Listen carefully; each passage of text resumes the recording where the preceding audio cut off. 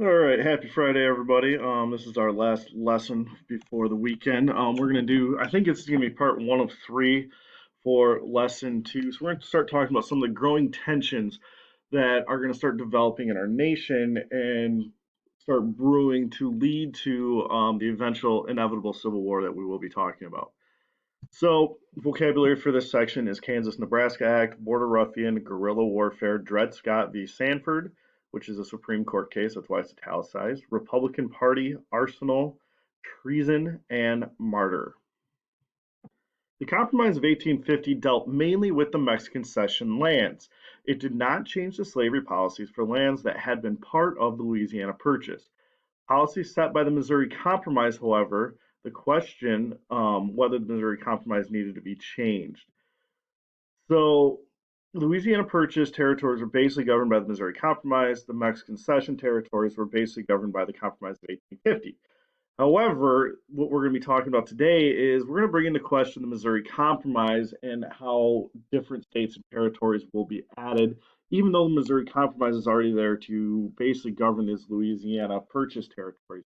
We're going to revisit those.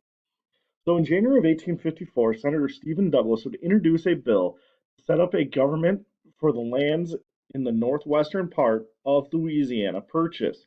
So these would include present day states of Colorado, Kansas, Nebraska, North Dakota, South Dakota, a little bit of Wyoming, and also part of Idaho and Montana. This territory stretched from present day Oklahoma north to present day Canada and from Missouri west to the Rocky Mountains. Douglas knew that white Southerners did not want to add another free state to the Union, so he proposed that this large region be divided into two territories, Kansas and Nebraska. Kansas territory occupied basically what is now present day Colorado and Kansas. Nebraska territory would stretch from Nebraska north into both South and North Dakota, as well as part of Wyoming and part of Montana. The settlers in each territory would then decide the issue of slavery by popular sovereignty.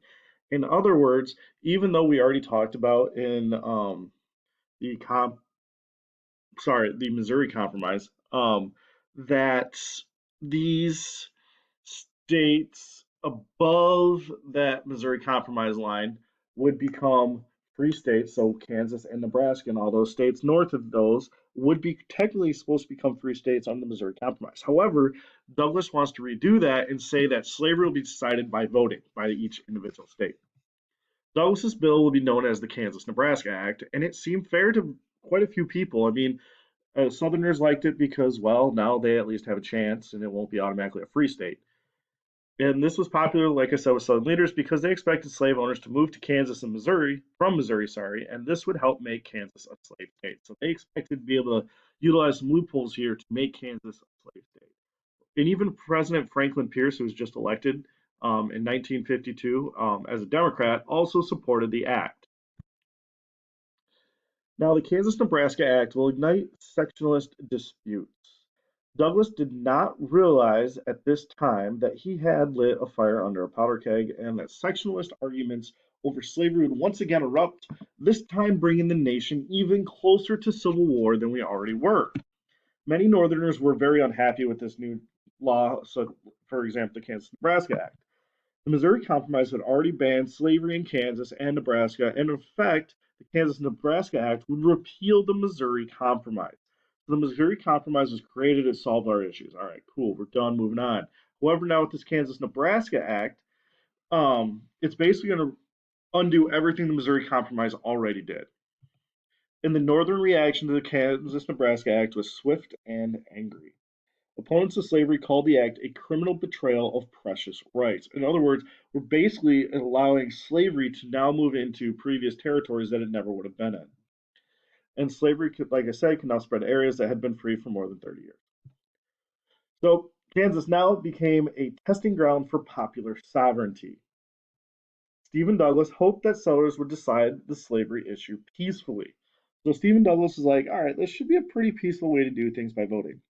Instead, pro-slavery and anti-slavery forces would send settlers to Kansas to fight for control. And now they just didn't fight politically, they also would end up physically fighting, as we'll talk about at the end of the day. Most of the new arrivals were farmers from neighboring states. Now, why farmers? Well, their main interest in moving to Kansas was to acquire the cheap land that was there. So, land in Kansas is super cheap. That way, if you didn't have a lot of money, you could go and buy a bunch of land and become a farmer in Kansas.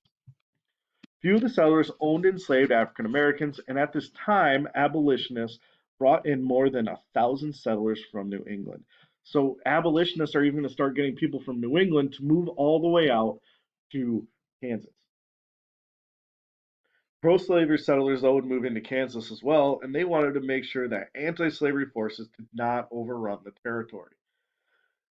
So both sides of the slavery argument are going to be trying to get a lot of people to move into Kansas, trying to sway the vote one way or the other. Pro-slavery bands from Missouri would often ride across the border. Now, these bands were called border ruffians because they would battle the anti-slavery forces in Kansas. They would actually battle, like shoot at each other and fight and things like that. Now, in 1855, Kansas will hold elections to choose lawmakers for their territory. In this 1855 election, hundreds of border ruffians will cross into Canada and vote illegally. Because if you are not a citizen there or living there, then technically you can't vote there. That's why it is illegal. They helped to elect a pro slavery legislature. And the new legislature will quickly pass laws to support slavery now. One law they passed said that people could be put to death for helping enslaved African Americans escape. That's pretty harsh compared to the rest of the U.S. And another made speaking out against slavery a crime punishable by 2 years of hard labor. And so hard labor would be doing like ditch digging, breaking rocks, things like that, building roadways, whatever they need done. They'll have these prison crews do it. In refusing to accept these laws, anti slavery settlers would elect their own governor and legislature. And with two rival governments, Kansas was in complete chaos now. So essentially, there's going to be two separate governments running Kansas, and nothing is going to get done or accomplished. And things are only getting worse now at this point. And in 1856, a band of pro slavery men, including the town sheriff, would raid the town of Lawrence. So the Lawrencetown sheriff was even in on this raid. Lawrence was known as an anti-slavery stronghold, and the attackers destroyed the Free State Hotel as well as private homes and smashed the press of the Free Soil newspaper, which was an anti-slavery newspaper. John Brown, who's an abolitionist, would now decide to strike back at these pro-slavery men. And so John Brown and his 5 sons, who had moved to Kansas to help make it a free state, claimed that God sent him to punish supporters of slavery. Now, yes, he's trying to do good things, but usually anyone that's saying they're going to do something in the name of God, you got to be a little bit weary about. Not saying it's a bad thing, but it can get a little sticky sometimes.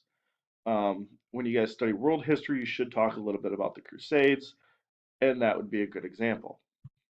3 days later, after this Lawrence attack, Brown and his sons rode to Pottawatomie Creek and would murder 5 pro-slavery settlers in the night. They'd drag them out of their houses and kill them. The killings at Pottawatomie Creek would lead to even more violence now, so things are only getting worse and worse.